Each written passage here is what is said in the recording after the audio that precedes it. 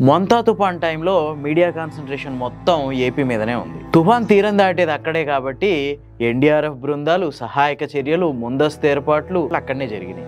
Media కూడా తెలంగాణ మీద మోంతా తుఫాను ప్రభావం గురించి పెద్దగా పట్టించుకున్న దాఖలాలు లేవు. కానీ ఏపీలో ఎంత నష్టం చేసిందో దాదాపు అంతే నష్టం తెలంగాణలో కూడా చేసిపోయింది ఈ మోంతా తుఫాను. పెనుగాలులు, చెట్లు కూలడం, కరెంటు స్తంభాలు కూలడం ఇట్లాంటి నష్టాలు కోస్తాతో పోలిస్తే తెలంగాణలో కొంత తక్కువగానే ఉన్నా పంటల విషయంలో మాత్రం తెలంగాణ తీవ్రంగా నష్టపోయింది. రోజంతా విపరీతంగా గాలులు వీచినాయి, కుంభవృష్టి కురిసింది. దాంతో చేతికొచ్చిన పంట నేలపాలైపోయింది. చాలా చోట్ల వాగులు, వంకలు వంగి పంట పొలాలు మొత్తం కొట్టుకుపోయినాయి. ప్రధానంగా వరి, పత్తి, మొక్కజొన్న ఈ పంటలు పనికి రాకుండా పోయినాయి. ఈసారి వరి చేలు మంచి పట్టు మీద ఉన్నాయి, మంచి దిగుబడి వస్తుంది, ఈసారి అప్పులు తీరిపోతాయి అనుకున్న టైంలో ఈ మోంతా తుఫాన్ వచ్చి మొత్తం ముంచేసింది. తుఫాను ప్రభావంతో కురిసిన వర్షాల వల్ల తెలంగాణ వ్యాప్తంగా 4,47,000 ఎకరాలకు పైగా వరి మొత్తం నీట మునిగిపోయింది. గింజ కూడా రైతుల చేతికి రాకుండా పోయింది. దాదాపు 2,25,000 మంది రైతులు లభోదిబోమని మొత్తుకుంటున్నారు. దాదాపు 600 కోట్ల రూపాయలకు పైగానే పంట నష్టం జరిగింది. ఇక ఆల్రెడీ కోసిన వడ్లు మార్కెట్ యార్డ్లల్లో, అట్లాగే గవర్నమెంట్ కొనుగోలు కేంద్రాలలో ఆరబోసిన వడ్లు అయితే నామరూపాలు లేకుండా పోయినాయి. ఎక్కడికక్కడ మొలకలెత్తిపోయి పనికి రాకుండా అయిపోయి వర్షం నీళ్ళకు కొట్టుకుపోయి వరదలో కొట్టుకుపోయి ఇట్లా రకరకాలుగా అన్నదాతలు నష్టపోయారు. కల్లాలల్లా రైతులు పడుతున్న అరిగోసలు చూస్తుంటే కరుడు గట్టిన వాళ్ళకు కూడా కండ్లల్ల నుంచి నీళ్ళు వస్తున్నాయి. కల్లాలల్లా ఆరబోసిన వడ్లు కూడా దాదాపు 80% వరకు కొట్టుకుపోయినట్టు రిపోర్ట్లు చెప్తున్నాయి. ఉమ్మడి నల్గొండ, వరంగల్, ఖమ్మం, మహబూబ్ నగర్, కరీంనగర్, ఆదిలాబాద్ జిల్లాలల్లా తీవ్రమైన నష్టాన్ని మిగిల్చింది ఈ మోంతా తుఫాను. పూర్తిగా కొట్టుకుపోయిన పంటలు కొట్టుకుపోగా మిగతా వరి పొలాలైతే ఎక్కడికక్కడ నేలకు పరుచుకుపోయినాయి చేపల లెక్క.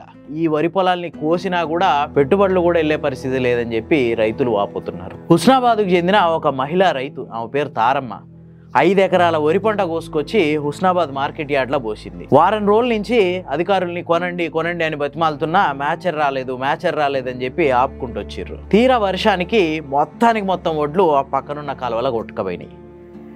కాలువల నుంచి ఎత్తిపోసుకుంటే ఒక 10% వడ్లు మిగిలినాయి. దాంతో ఆ మార్కెట్ యార్డ్లో ఆమె రోధిస్తున్న తీరు చూసి చుట్టూన్నోళ్ళు కూడా కంటతడి పెడుతున్నారు. దారి పంట పోయేటోళ్ళు కూడా వచ్చి ఆ కాలువలో ఉన్న వడ్లు తీసి బయట పోయడానికి హెల్ప్ చేస్తున్నారు. కొమురంభీం జిల్లాకు చెందిన జాదవ్ బలిరామ్, ఈయన ఒక 60 ఏండ్ల రైతు. 7 ఎకరాలల్లా పత్తి, వరి, మొక్కజొన్న 3 పంటలు సాగు చేసిండు.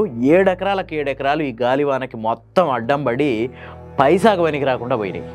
దాంతో ఏం చేయాలనో తెలియక ఆ పంట పొలం పక్కనే పురుగుల మందు దాగి ఆత్మహత్య చేసుకుండు. తెలంగాణలో ఏ వడ్ల కళ్ళం కాడికి పోయినా కూడా ఇవే పరిస్థితులు కనిపిస్తున్నాయి. ఈ ముచ్చట ఇట్లుంటే ఇక రోడ్ల పరిస్థితి అయితే చెప్పనవసరం లేదు. 334 కల్వర్టులు దిగిపోయినాయి. 230 కిలోమీటర్ల మేర రోడ్లు కోతకు గురైనాయి. వీటిని ఇప్పుడు బాగు చేయాలంటే దగ్గర 300 కోట్ల రూపాయలకు పైగా అవసరం అని చెప్పి గవర్నమెంట్ అధికారులు లెక్కలు తేల్చారు. అంతేకాదు మొత్తం 12 మంది చచ్చిపోయారు ఈ వర్షాల కారణంగా. 9 మంది వాగులల్ల వంకలల్ల పడి గల్లంత అయిపోతే 2 గోడలు గుళ్ళు వెళ్ళిపోయారు. ఒకరు కరెంటు స్తంభం ఎక్కి బాగు చేస్తుంటే కరెంటు షాక్ కొట్టి చచ్చిపోయారు. తెలంగాణ వ్యాప్తంగా 770 చోట్ల కరెంటు స్తంభాలు నెలగూలినాయి. 8 సబ్స్టేషన్లు అయితే పూర్తిగా నీళ్ళలో మునిగిపోయినాయి.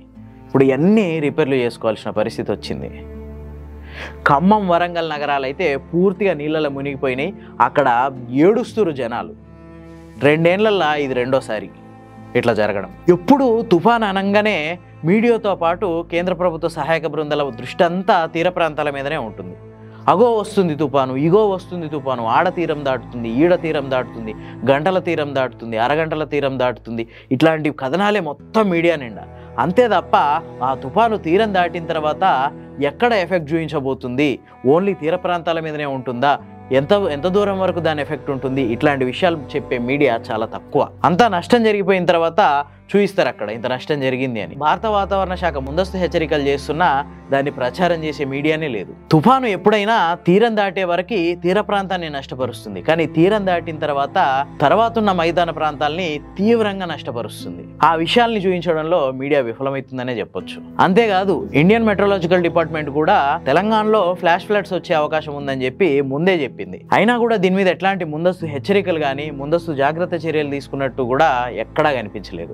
అంతా అయిపోయిన తర్వాత ఇప్పుడు ఆలస్యంగా మేల్కొని సహాయ చర్యలు చేపడతాం అని చెప్పి గవర్నమెంట్ చెప్తుంది. సహాయక చర్యలైనా టైంకి చేపట్టి జనాల్ని కనీసం కంటితోడుపు చర్యలైనా తీసుకోండి. అంతేకాదు తుఫాన్ ఎఫెక్ట్ ఎప్పుడు తీర ప్రాంతం మీదనే కాదు, ఆ తర్వాత కొన్ని వందల కిలోమీటర్ల వరకు కూడా ఆ ప్రభావం ఉంటుంది. దాన్ని కూడా మీడియా చూయిస్తే ఇంకా మేలు జరుగుతుంది.